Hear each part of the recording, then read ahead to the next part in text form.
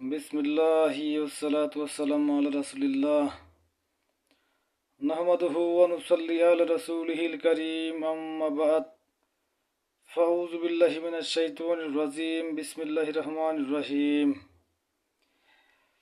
ফাকাদ ক্বালাল্লাহু তাআলা ফিল কুরআনিল মাজিদ ওয়াল ফুরকানিল হামিদ ওয়াল কুরআনিল আযীম ওয়াল কুরআনিল কারীম ওয়া কিতাবুম মুবিন ইন্নাল্লাহা ওয়া মালাইকাতাহু ইউসাল্লুনা আলান নবী ইয়া আইয়ুহাল্লাযীনা আমানু সাল্লু আলাইহি ওয়া সাল্লিমু তাসলিমা আল্লাহুম্মা সাল্লি আলা সাইয়্যিদিনা মাওলানা মুহাম্মদ ওয়া আলা আলি সাইয়্যিদিনা মাওলানা মুহাম্মদ।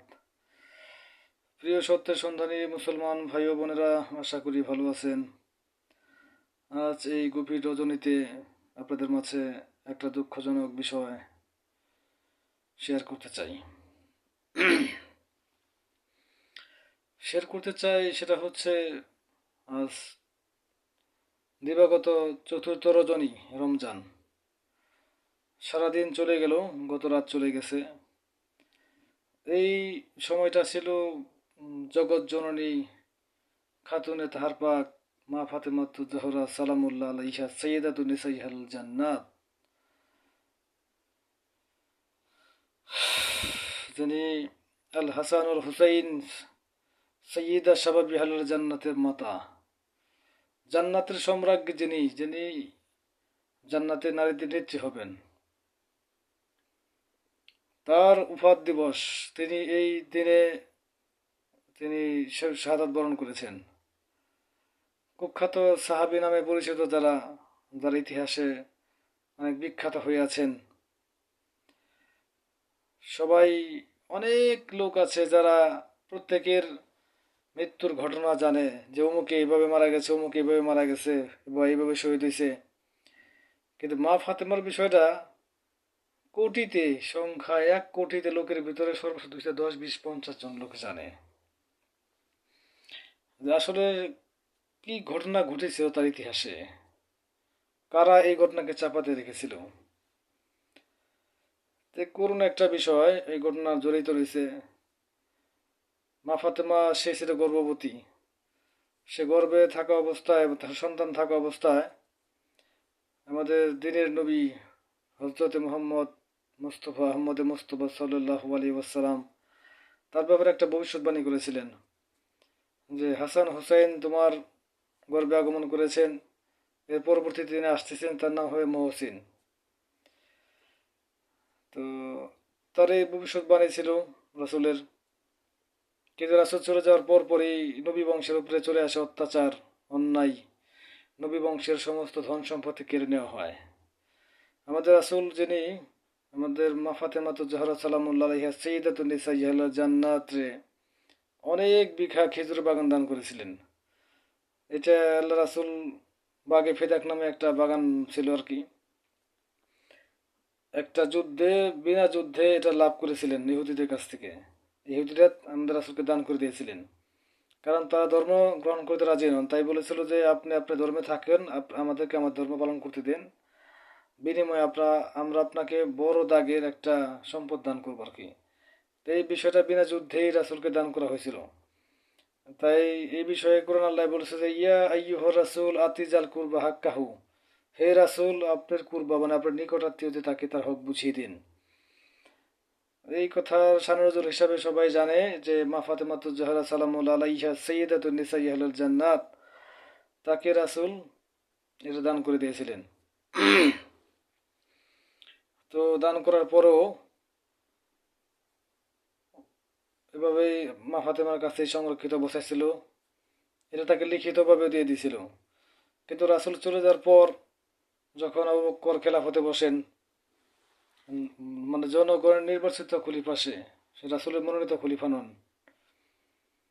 তো খেলাফতে বসার পর এখন রাষ্ট্রীয়ভাবে সবাই প্রায় 100-এ 95%, 95 না 99%, 99.5% মানুষ আবু বকরের খেলাফত মেনে নেয়। কারণ ওমর থাকে তার পক্ষে, ওমরের মতো একজন ব্যক্তি তার পক্ষে থাকার কারণে মানুষে তার খেলাফত স্বীকার করতে বাধ্য হয়। কিন্তু মাওলা আলী তার অনুসারী কিছু সংখ্যক ব্যতীত এটা মেনে নেয়নি। যখন ইসলামের যুগেতে আবু বকর খলিফা রাষ্ট্রপ্রধান হিসেবে যখন ঘোষণা করলেন, এর পরবর্তীতে চলল সময়, তখন মাওলা আলীকে সেনাবাহিনী পাঠায়, মানে মাওলা আলীর বাড়িতে তাকে ধরে আনতে এই কারণেই যে সে আবু বকরের কাছে হাতে কেন বায়াত, মানে খলিফার বায়াত কেন নেবে না। কোমরে রশি বেঁধে জানা মতে কয়েকবার তাকে ধরে আনা হয়েছিল, কিন্তু আবু বকর খেলাফত সে বায়াত মানে স্বীকার করেনি। তখন একটা পর্যায়ে ফাতেমার বাড়িতে অ্যাটাক করে, আগুনের মশাল জ্বালিয়ে অ্যাটাক করা হয়। তখন মাওলা আলী থাকে ভিতরে হাসান হোসেনকে নিয়ে। তো মা ফাতেমা দরজার ভিতরে এসে দরজা লাগিয়ে দেয়। আমাদের ইতিহাসে এটা গোপন ভাবে আমি বলতে চাই না, মানুষ ফেতনার যুগ, একটা কথা বললে মানুষ অন্যভাবে নিয়ে যায়। যারা ব্যক্তি পূজারী তারা বিষয়টাকে অন্যভাবে হাইলাইট করে। যারা মুমিন তারা অবশ্যই জানে, যদি কেউ জানতে চান একান্ত ভাবে মেসেঞ্জারে এসে লক করতে পারেন আসলে কে ছিল সেই হত্যাকারী। আবু বকর নির্দেশে তখন মা ফাতেমার বাড়িতে যায় আগুনের মশাল জ্বালিয়ে তাকে অ্যাটাক করা হয়। ইতিহাসে এমনও ঘটনা উল্লেখ করা হয়েছে যে প্রায় 18 বার আগুন জ্বালিয়ে বাড়িতে অ্যাটাক করা হয়। অনেকবার মা ফাতেমার বাড়িতে আগুন লাগিয়ে দেয়। সেইখানে একবার যখন দরজাতে ঢুকতে পারতেছে না, তখন দরজার মধ্যে প্রচুর পরিমাণে জোরে জোরে আঘাত করে। দরজার উল্টা পিঠে ছিল মা ফাতেমা, দরজাতে লাথি মেরে ভাঙ্গে দেয়। সেই দরজা যে মা ফাতেমার উপরে যে পড়ে, এই পড়ার কারণে সে অসুস্থ হয়ে যায় এবং এই অসুস্থতা তার গর্ভপাত হয়ে যায়, তার পেটের বাচ্চা নষ্ট হয়ে যায়। আর এই অসুস্থতার জের ধরে সে এই দুনিয়া থেকে চলে যায়। আর যাওয়ার আগে তখন মাওলা আলীকে বলে যান যে যারা আমার এই করুণ দৃশ্যের মানে কারণ হয়ে দাঁড়াইলো, যারা আমার বাগে ফেদা কেড়ে নিয়েছিল। আর একটা কথা বলতে ভুলে গেছিলাম, তো আবু বকর যখন খেলাফতে বসেন তখন নবী বংশের মা ফাতেমার এই সম্পত্তি আবু বকর বাজেয়াপ্ত করেন, তার কাছ থেকে কেড়ে নেন। আমার জানা মতে অনেকে বলছে 4 বিঘা কিংবা 400 বিঘা এই সম্পত্তির মালিক মা ফাতেমাকে করে দিয়েছেন রাসূল। এটা আল্লাহর হুকুমে কোরআনে আয়াত আছে।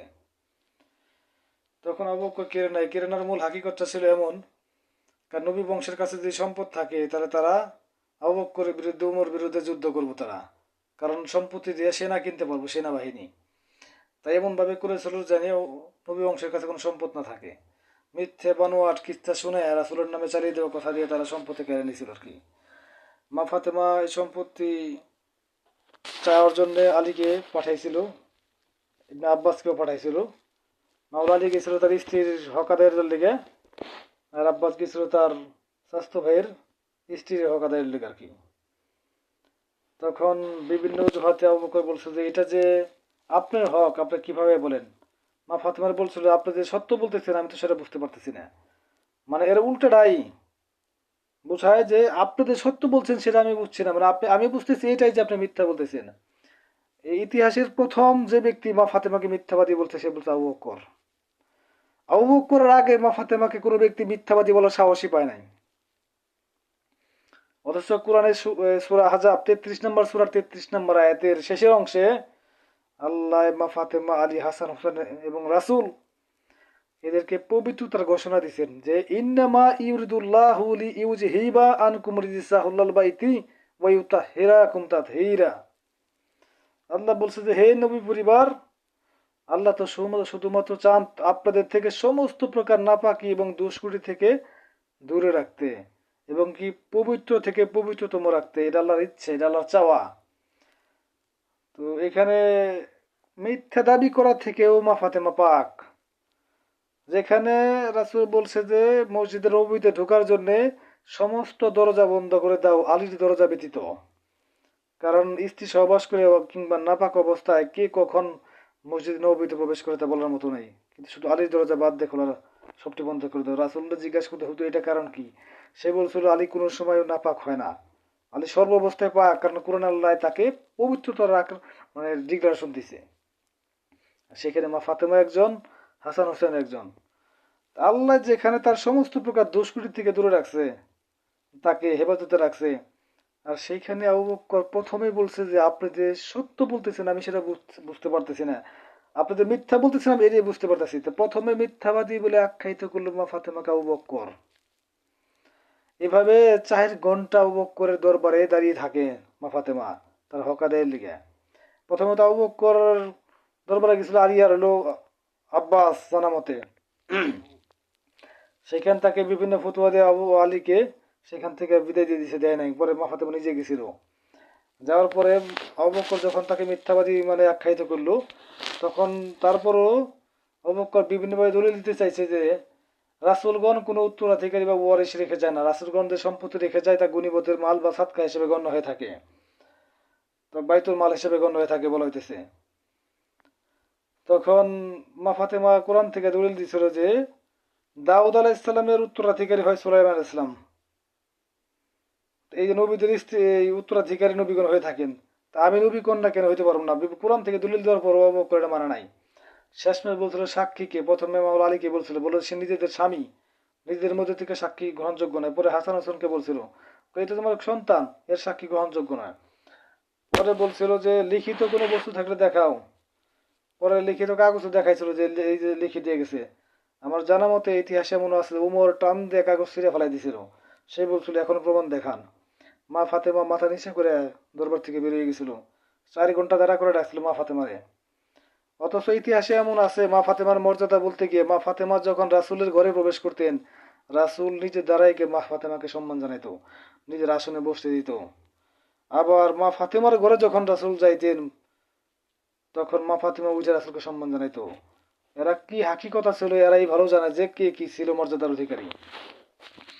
যেখানে যার সম্মানে রাসূল দাঁড়িয়ে যাইতো, সেখানে আবু বকর দরবারে গিয়ে মা ফাতেমা দাঁড়িয়ে থাকে, আবু বকর বসে থাকে। শুনতে ব্যক্তি বুঝে অনেক খারাপ লাগতে পারে আবু বকর সম্পর্কে, শুনে যান এদের আসল চরিত্র কি ছিল আর কি। এদের চরিত্র কি সূরা হুজরাতের 1 নম্বর 2 নম্বর আয়াত দেখলে বুঝতে পারবেন এরা কারা, এদের ব্যাপারে কি হুঁশিয়ারি দিয়ে রাখছে আল্লাহ।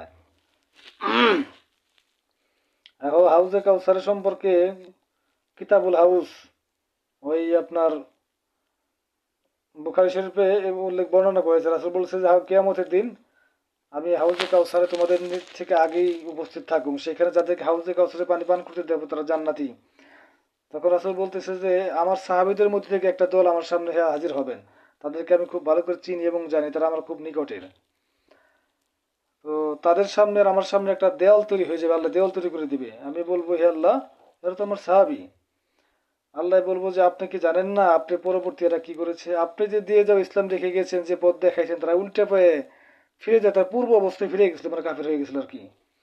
তখন আগুনের চাবুক দিয়ে চাপকে চাপকে তাদেরকে জাহান্নামের দিকে হাঁকিয়ে নিয়ে যাবে। আল্লাহ রাসূল বলতেছে যে তারা আমার সবচেয়ে নিকটবর্তী সাহাবী। আপনি ইতিহাসে জানেন যে নিকটবর্তী সাহাবী কে, এবং 4 জন সদস্য আছে, এর মধ্যে একজন, তার মধ্যে নারীও আছে। বলতে চাই না কথাগুলি, অনেক গভীর কথা। তাদের ব্যাপারে এরকম ঘোষণা রয়েছে। তাই মা ফাতেমা চলে যাওয়ার পর আগে মাওলা আলীকে বলেছিলেন আমার এই ইন্তেকালের শেষ কার্যতে জানি আবু বকর ওমর ওসমান এরা যেন হাজির না থাকে।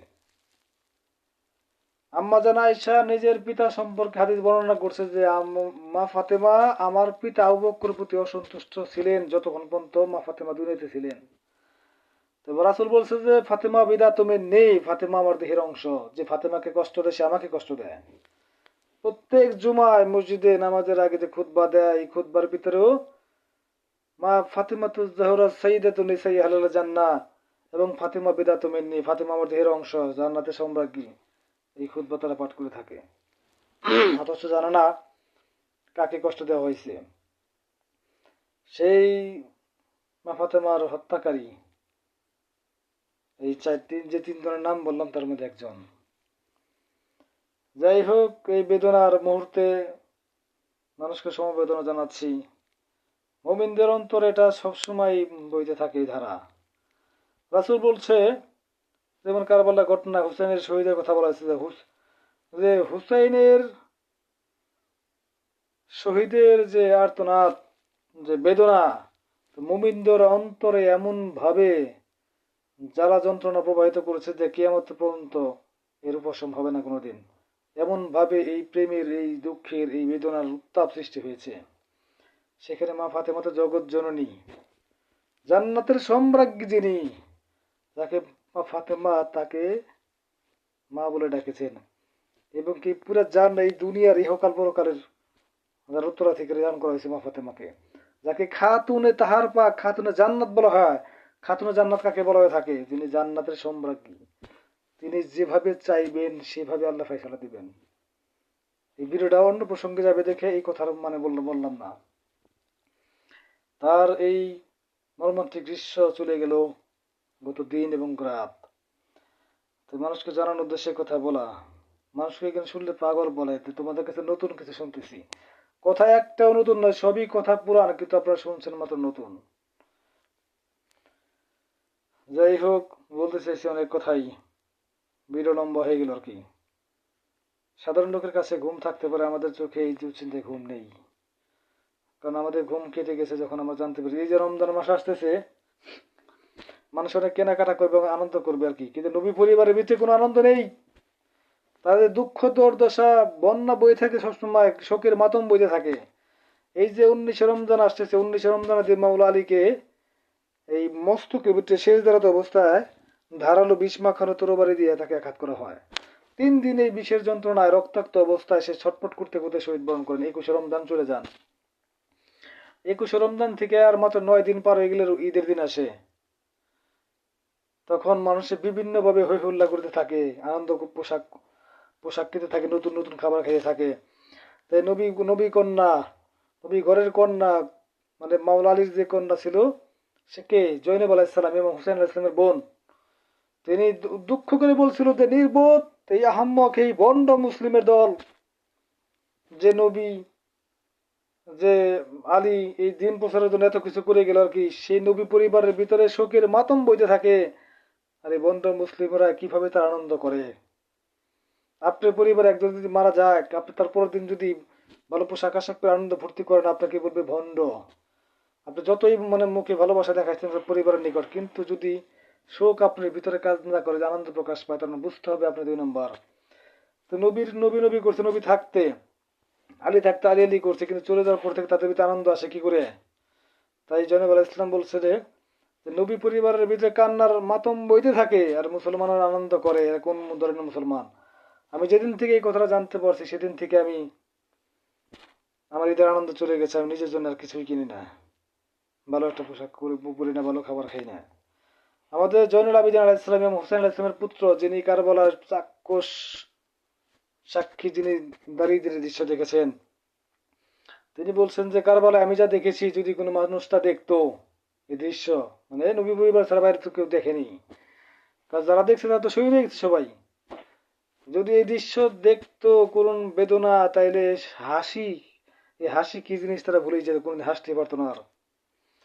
কারণ ইমাম হুসেন আলাইহিস সালাম যখন পানি খাইতে যেতেন, তখন প্রত্যেকবার পানি খাওয়ার সময় কান্না করে দিতেন।